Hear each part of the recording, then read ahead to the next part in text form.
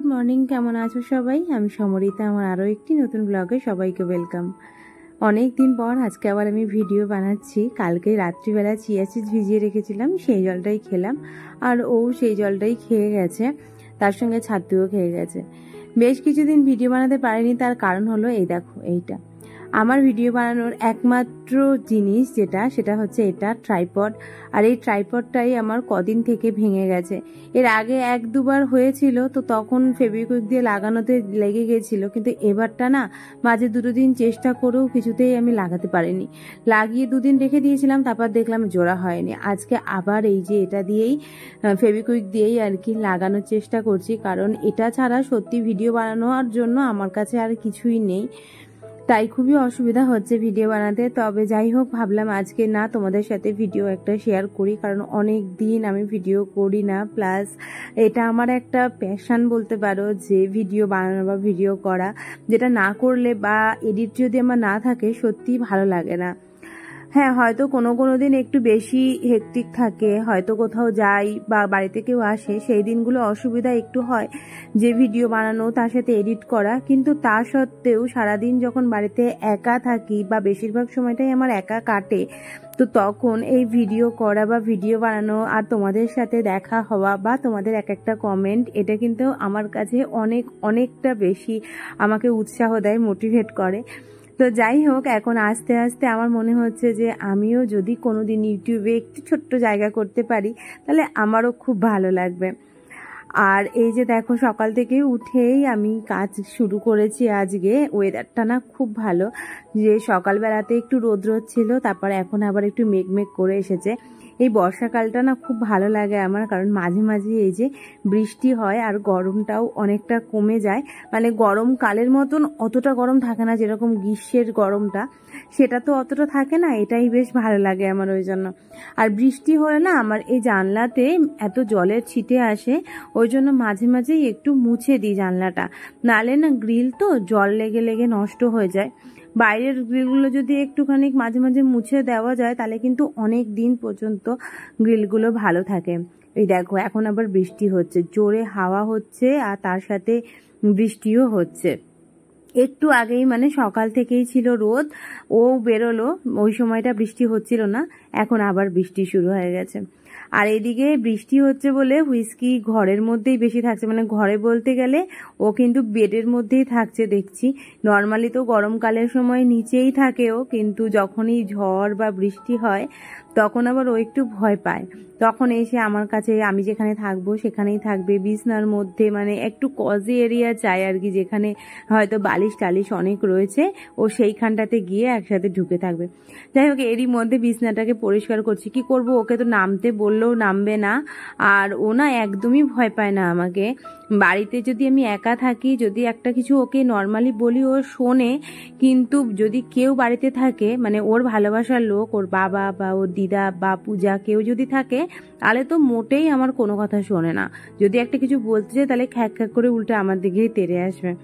তো যাই হোক, এরই মধ্যে দেখো বিছনাটাকে পরিষ্কার করলাম, নালে নাকি বলতো ঘরটাকে ঝাড়লাম, বিছনা এই বেডের চারিদিকগুলো ঝাড়লাম, এবার তারপরে যদি আমি বিছনাটা না পরিষ্কার করে বাইরে চলে যাই, তাহলে ওটা অপরিষ্কারই হয়ে থাকবে সেই দুপুর অবধি। আবার কখন ঘরে ঢুকবো দুপুরবেলাতে, তখন এসে পরিষ্কার করবো আর কি। আর তখন না আর ভালো লাগে না, ওই জন্য সকালবেলায় একবারে যখন ঘুম থেকে উঠি তখনই যদি করে বাইরে যাই, তাহলে দেখি আমার সেটা একদম ঠিকঠাক, মানে বিছনা টিছনা পরিষ্কার আছে। না দুপুরবেলা করতে আসলে দেখি তখন আর অতটা ইচ্ছা করে না করতে। 11:30 বেজে গেল। 10:30 থেকে শুরু করেছি যে একটু মুছবো ঝাড়বো সবকিছু করে একটু তাড়াতাড়ি স্নানটা করে নেব, কিন্তু ওই যে হুইস্কি থাকলে পরে আমার সব কাজে দেরি হয়। একটা বিছনা তুলতে 5 মিনিট লাগবে, সেখানে আমার 15 মিনিট লেগে গেল ওকে সরিয়ে সরিয়ে করতে গেলে। দেখবে ঘরে যদি কোনো বাচ্চা টাচ্চা থাকে, তাহলেও এরকম অসুবিধা হয় যে তাকে সরিয়ে সরিয়ে বা তাকে দেখে দেখে সবকিছু করা। সেরকম একটা পেট থাকলেও কিন্তু সেই একই রকম ব্যাপার।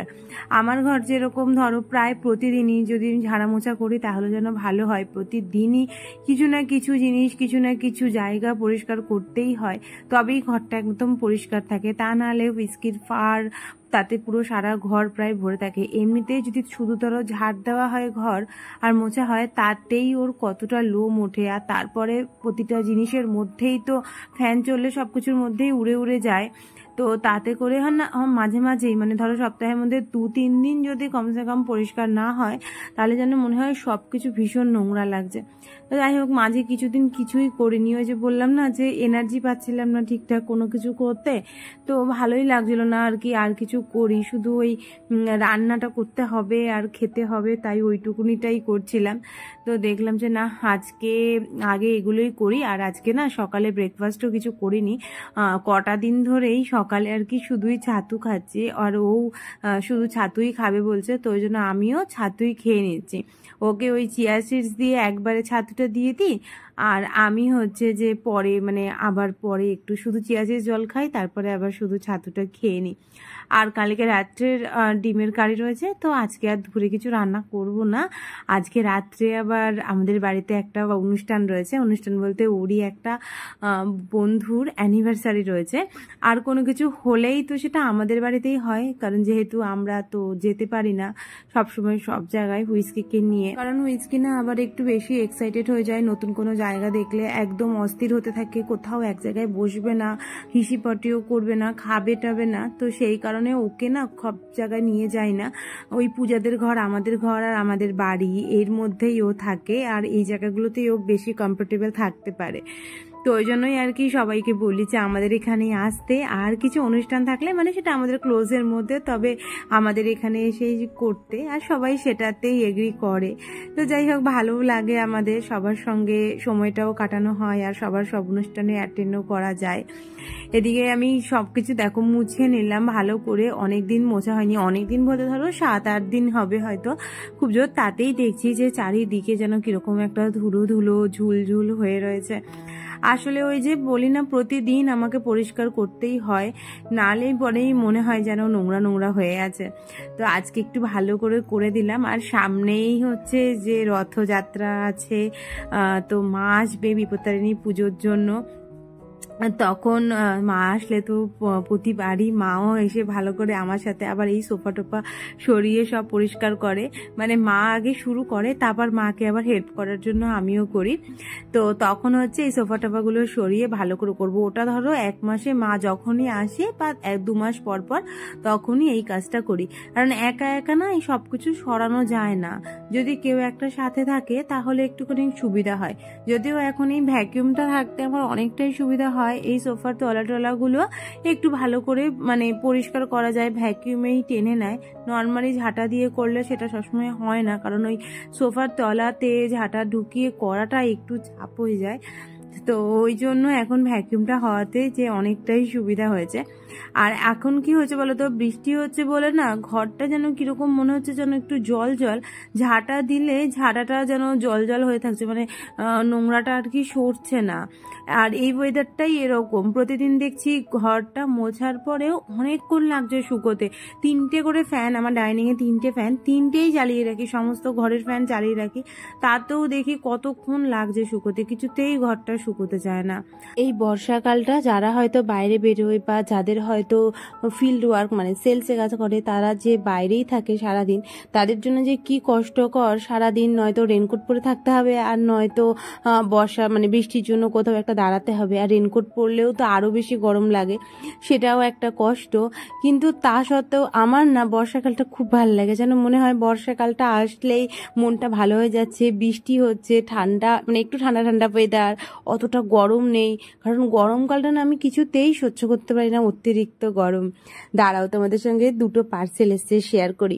একটা পার্সেল তো দেখে বুঝতে পারছো যে নাইকা থেকে অর্ডার করেছিলাম, অনেক দিন পর নাইকা থেকে আবার অর্ডার করলাম, মাঝে অনেক দিনই কিচ্ছু অর্ডার করিনি। এবারে না ওই টুকটাক যে লিপস্টিক, কাজল, এগুলোই অর্ডার করেছি। আসলে কটা দিন পরে আবার নাইকার ওই পিঙ্ক সেল, যেটা পুজোর আগে একটা সেল দেয়, তো সেই সেলটা আসবে, তখন আবার কিছু জিনিস জিনিস নেব। আর এখন কটার লিপস্টিক আমি অনেক দিন ধরে দেখে রেখেছিলাম, তো সেই লিপস্টিকটাই এসেছে। আর এই যে ইনসাইটের সব জিনিস, মানে ইনসাইটের সব জিনিস বলতে লিপস্টিক আর ব্লাশার এগুলো আমি ইউজ করি, আমার ভালো লাগে খুব। তো এই দুটো লিপস্টিক নিয়েছি ইনসাইটের, আর একটা ব্লাশার নিয়েছি। আর একটা এই যে ভিভেলের একটা বডি ওয়াশ দেখলাম, ভালোই অফার ছিল এটা, তো সেটাই একটা নিয়েছি। আর ন্যাকার একটা কাজল আর লিপস্টিক, এই দুটো জিনিসই আমার ভীষণ লাগে, কারণ এগুলোই আমি কোথাও বেরোলে কাজল আর লিপস্টিক দিই। সাজের মধ্যে আমার এই দুটোই সবচেয়ে বেশি ফেভারিট। আর এই দেখো সুইস বিউটির এই শেডটা, এটা আমার অনেক দিন একটা উইশ লিস্টে ছিল। আমি 213 বিয়ার, তো এটা অনেক দিন ধরে স্কার্টে সেভ করে রেখেছিলাম। খুব সুন্দর এর কালারটা, আমি যেদিনকে ইউজ করব সেদিনকে আবার তোমাদের সঙ্গে শেয়ার করব ওটা। আর এটা অর্ডার করেছি হচ্ছে ওই অনলাইন থেকে, মানে তোমার অনলাইনে যে সেলার থাকে যারা আর কি লাইভ করে ফেসবুকে, তো সেই রকমই একজন সেলারের থেকে নিয়েছে। জামাটার কালারটা দেখো এখন ঠিকঠাক আসছে না, এই যে এইবারে ঠিকঠাক এসেছে, একটু রাস্ট কালার মতন, বেশ সুন্দর। আজরাক প্রিন্টের রয়েছে, আজরাক প্রিন্ট না অ্যাকচুয়ালি আজরাকি, পিওর কটন। আর আমি কটন পরতেই খুব ভালোবাসি, মানে কটন ছাড়া অন্য কিছু আমার ভালোই লাগে না। স্নান করে এসেছি, এবার পুজো দিয়ে দেবো। ছাদেতে দেখলাম অনেকগুলো ফুল হয়েছিল, তা ফুলগুলো তুলে নিয়ে এলাম। এখন তো বর্ষার সময়, তাই দেখছি কি প্রতিদিনই 3-4টা করে ফুল ফুটছে। আজকে তো প্রায় 8-9টা মতন ফুল ফুটেছে। চলো এবার লাঞ্চ করে নিই। আজকে তো আর বানানোর মতন কিছু ছিল না, তাই আজকে তাড়াতাড়ি দেখো লাঞ্চটা করে নিচ্ছি। কালকে রাতে ডিমের কারি করেছিলাম সেটা, আর একটু টক দই। আজকের মতন ভিডিওটা তাহলে এখানেই শেষ করছি। সবাই খুব ভালো থেকো, সুস্থ থেকো, সাবধানে থেকো। দেখা হচ্ছে আবার নেক্সট ব্লগে।